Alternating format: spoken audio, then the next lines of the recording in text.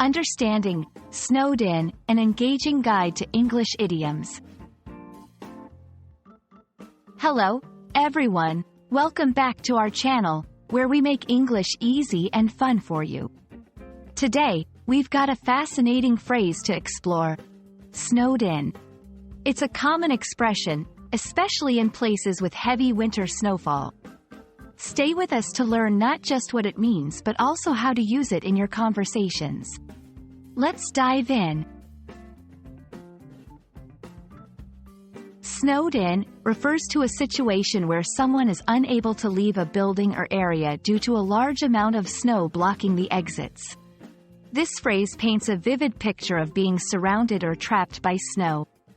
It's often used when a heavy snowfall has made the roads impassable, or when the exits of a house are blocked by snow. Understanding the origin of idiomatic phrases can be as exciting as the phrases themselves. The phrase, snowed in, comes from literal situations common in colder climates. Before the era of modern snow removal, it was not uncommon for people to literally be trapped in their homes by snowdrifts. This historical context adds depth to our understanding of the term. Let's see how snowed in is used in everyday language. 1. Example in past tense. Last winter, we were snowed in for 2 days after the blizzard. 2. Present perfect tense. We have been snowed in since yesterday, and it's starting to feel a bit cabin feverish. 3. Future possibility.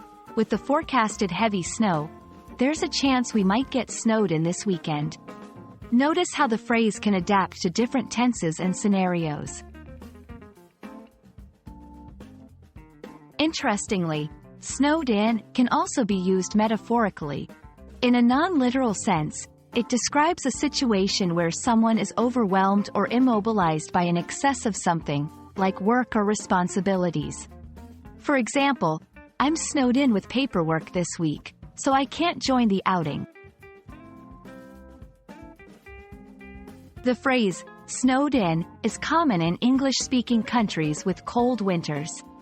It appears in literature, movies, and songs, often symbolizing isolation or a forced pause in normal activities. Understanding such references can enrich your comprehension of English media. And that wraps up our journey through the snowy paths of the phrase, snowed in. We hope you found this exploration interesting and that it adds a new dimension to your English vocabulary.